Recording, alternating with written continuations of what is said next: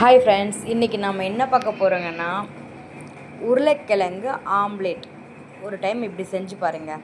வாங்க எப்படி செய்யுதுன்னு பார்க்கலாம். அதுக்கு முன்னாடி நம்ம சேனலை சப்ஸ்கிரைப் பண்ணலைன்னா சப்ஸ்கிரைப் பண்ணிக்கோங்க. அப்படியே பார்க்க பீட்சா மாதிரி இருக்குல்ல. இப்போ உருளைக்கிழங்கு வந்துருக்குல்ல, அதை சிறுசாக அப்படியே கட் பண்ணி எடுத்துக்கலாம். இல்லைனா அந்த கிழங்கு சீவுறதுக்குள்ள கேரட் பீட்ரூட்லாம் சீவுங்கள்ல, அதில் நல்லா சீவிட்டு தண்ணியில் சேர்த்து நல்லா கழுவி எடுத்துக்கலாம். கழுவி நல்லா புளிஞ்சு எடுத்துக்கலாம். நீங்கள் ட்ரை பண்ணி பாருங்கள். பீட்சா மாதிரி இருக்கும் பார்க்குறதுக்கு, சாப்பிட்றதுக்கு நல்லா டேஸ்ட்டாக இருக்கும். இருக்கிறது எல்லாத்தையும் மாதிரி புளிஞ்சு எடுத்துக்கலாம். இப்போது ஒரு கடாயை வச்சு, கடாயை சூடாகட்டும். அதில் இருக்க தண்ணிலாம் இழுத்துட்டோம். இப்போது கடாய் சூடானதும் எண்ணெய் சேர்த்துடலாம். எண்ணெய் சேர்த்து கட் பண்ணி வச்சுருக்க ரெண்டு மீடியம் சைஸ் வெங்காயம் சேர்த்துக்கலாம். நல்லா சேர்த்து நல்லா வதக்கணும். செஞ்சு பாருங்கள், கண்டிப்பாக எல்லாருக்குமே ரொம்ப பிடிக்கும். பொன்னிறமாக வர வரை வதக்கணும். இப்போது நம்ம அந்த இது பண்ணி வச்சுருக்கீங்களா, அதில் ஒரு மிக்ஸ் பண்ணிக்கலாம். அதில் தேவையான உப்பு சேர்த்துக்கலாம். உருளைக்கிழங்குல தேவையான உப்பு, கொஞ்சம் கார்ன்ஃப்ளவர் மாவு 2 ஸ்பூன் சேர்த்துக்கலாம். அதோட மிளகுத்தூள் 1/2 ஸ்பூன், அப்புறம் மிளகாய் தூள் 1/2 ஸ்பூன், அப்புறம் கட் பண்ண அந்த வதக்கி வச்சுருக்கீங்களா அந்த ஆனியன், அதை எடுத்து இதில் சேர்த்துக்கலாம்.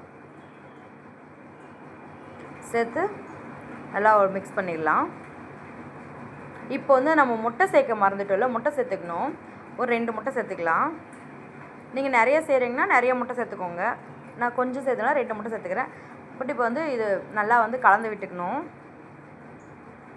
பாருங்கள், இது மாதிரி கலந்துக்கலாம். நீங்கள் ஸ்பூன் வச்சு கூட மிக்ஸ் பண்ணிக்கலாம். நல்லா மிக்ஸ் பண்ணணும். அது சூப்பராக இருக்கும். அதோட அந்த பபுள்ஸ்லாம் வரும்ல, அந்த அளவுக்கு மிக்ஸ் பண்ணணும். நம்ம நார்மலாக ஆம்லேட்க்கு எப்படி மிக்ஸ் பண்ணோம் அது மாதிரி பண்ணியாச்சு. இப்போது ஒரு பேன் வச்சுக்கலாம். பேன் சூடானது எண்ணெய் சேர்த்துக்கலாம்.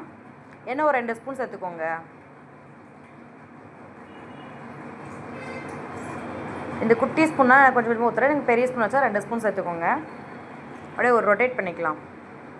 ரொட்டேட் பண்ணிவிட்டு அடுப்பில் வச்சிடலாம். இப்போ சூடு ஏறட்டும். இப்போ நம்ம மிக்ஸ் பண்ணி வச்சுருக்கோங்கள்ல அந்த கலவைகள், அந்த கலக்கியை போட்டு நல்லா ஸ்ப்ரெட் பண்ணி விட்டுக்கலாம். அதாவது சமமாக ஆக்கி வச்சுக்கலாம்.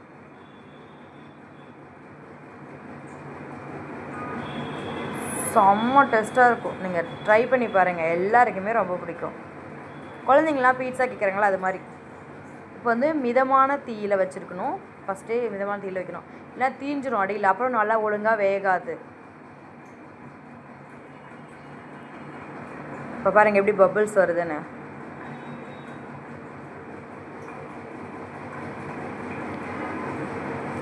யாரெல்லாம் இதை ட்ரை பண்ணியிருக்காங்கன்னு கமெண்ட் பண்ணுங்கள்.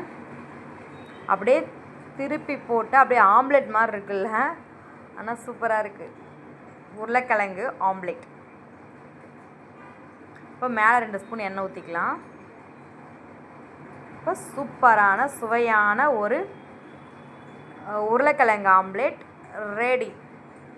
ட்ரை பண்ணி பாருங்கள், உங்கள் எல்லாருக்கும் பிடிக்கும். பாய், நெக்ஸ்ட் வீடியோவில் பார்க்கலாம். இப்போ இதை பீட்சா மாதிரி கட் பண்ணி சாப்பிட்லாம். பாருங்கள் எப்படி இருக்குன்னு. பீட்சா இருக்குல்ல, பேசாமல் இதுக்கு பீட்சா ஆம்லேட்னு பேர் வச்சுருக்கலாம். எப்படி இருக்குது பாருங்கள். அது கொஞ்சம் லைட்டாக அப்படி நடக்கும், அதெல்லாம் சகஜம் தானே. சுவையான ஆம்லேட் ரெடி. வாங்க சாப்பிட்லாம். பாய். வீடியோ செஞ்சு பார்த்துட்டு கமெண்ட் பண்ணுங்கள். டாட்டா.